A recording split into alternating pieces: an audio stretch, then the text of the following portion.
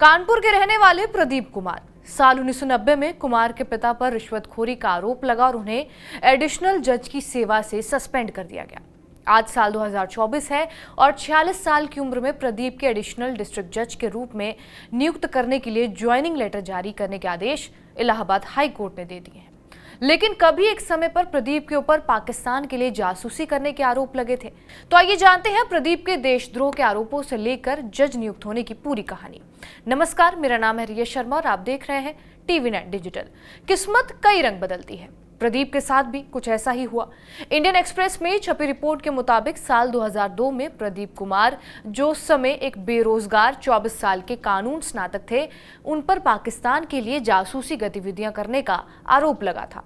उन पर देशद्रोह, आपराधिक साजिश और आधिकारिक गोपनीयता अधिनियम के अलग अलग प्रावधानों के तहत आरोप लगाए गए थे। 2014 में कानपुर की एक अदालत द्वारा बरी किए जाने से पहले उन्हें 2 मुकदमों में जेल जैसे हालातों का भी सामना करना पड़ा। जुलाई 2019 में सैन्य प्राधिकरण की एक रिपोर्ट के मुताबिक सहयोगी खुफिया एजेंसियों से मिले इनपुट के बेसिस पर ही एसटीएफ और सैन्य खुफिया द्वारा एक ज्वाइंट अभियान में 13 जून 2002 को उन्हें गिरफ्तार किया गया था। इस रिपोर्ट में आरोप लगाया गया कि कुमार आसानी से पैसे कमाने के ऑप्शंस की तलाश में फैजान इलाही नाम के एक व्यक्ति के संपर्क में आए, जो एक फोटोस्टेट की दुकान चलाता था। उसने कथित तौर पर पैसे के बदले में उसे टेलीफोन पर कुछ जानकारी प्रदान करने के लिए कहा था। रिपोर्ट में यह आरोप लगाया गया कि कुमार ने पैसे के बदले में कानपुर छावनी की संवेदनशील जानकारी साझा कर दी। हालांकि कानपुर की एक अदालत ने 2014 में सबूतों के अभाव में उन्हें बरी कर दिया।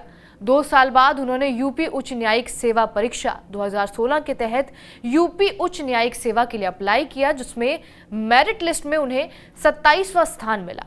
18 अगस्त 2017 को हाईकोर्ट ने बाकी चयनित उम्मीदवारों के साथ उनकी नियुक्ति की संस्तुति राज्य सरकार से की, लेकिन सरकार ने कुमार को नियुक्ति पत्र जारी नहीं किया। इसके जवाब में उन्होंने हाईकोर्ट का दरवाजा खटखटाया।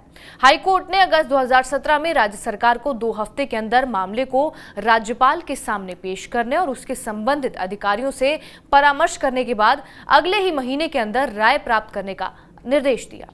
कोर्ट ने राज्य सरकार को यह निर्देश दिया कि अगर जरूरी हो तो नियुक्ति के साथ आगे बढ़ा जाए।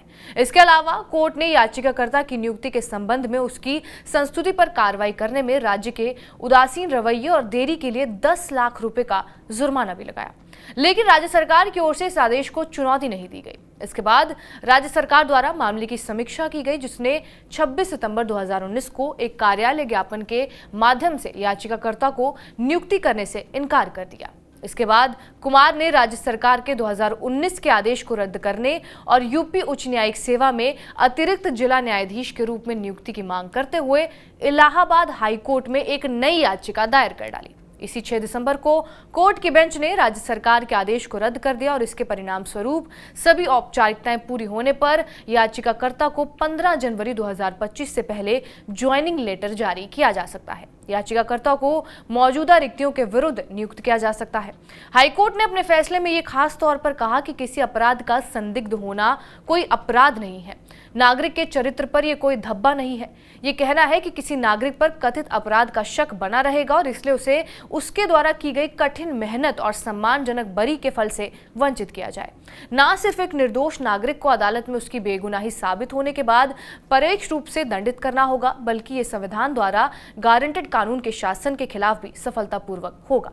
बहरहाल, आपका इस वीडियो पर क्या कुछ कहना है, हमें कमेंट करके जरूर बताएं। बाकी देश और दुनिया की तमाम बड़ी खबरों से अपडेटेड रहने के लिए सब्सक्राइब करिए टीवी नेट डिजिटल।